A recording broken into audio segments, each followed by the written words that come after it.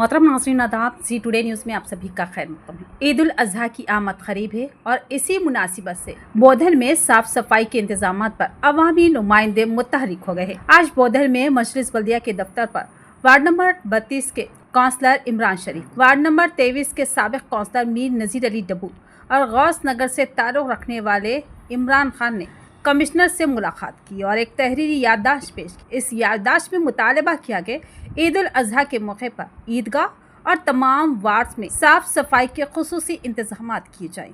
और काउंसलरों ने ईदगाह का भी दौरा किया, जहां उन्होंने मुशाहिदा किया कि हालिया बारिशों की वजह से मैदान में कीचड़ जमा हो चुका है, जो नमाजियों के लिए ईद उल अज़हा की नमाज की अदायगी में मुश्किलात पैदा कर सकता है। उन्होंने बल्दिया कमिश्नर से अपील की कि फौरी तौर पर मुरम अंदोज़ी की जाए ताकि कीचड़ का खात्मा किया जा सके और नमाजियों को सहूलत फराहम हो। इसके साथ साथ ये भी मुतालबा किया गया कि ईद उल अज़हा के दिन तमाम वार्ड्स में कचरा उठाने वाली गाड़ियां मुकम्मल तौर पर मुतहरिक रहे ताकि साफ सफाई का मियार बरकरार रखा जा सके। अस्सलाम वालेकुम।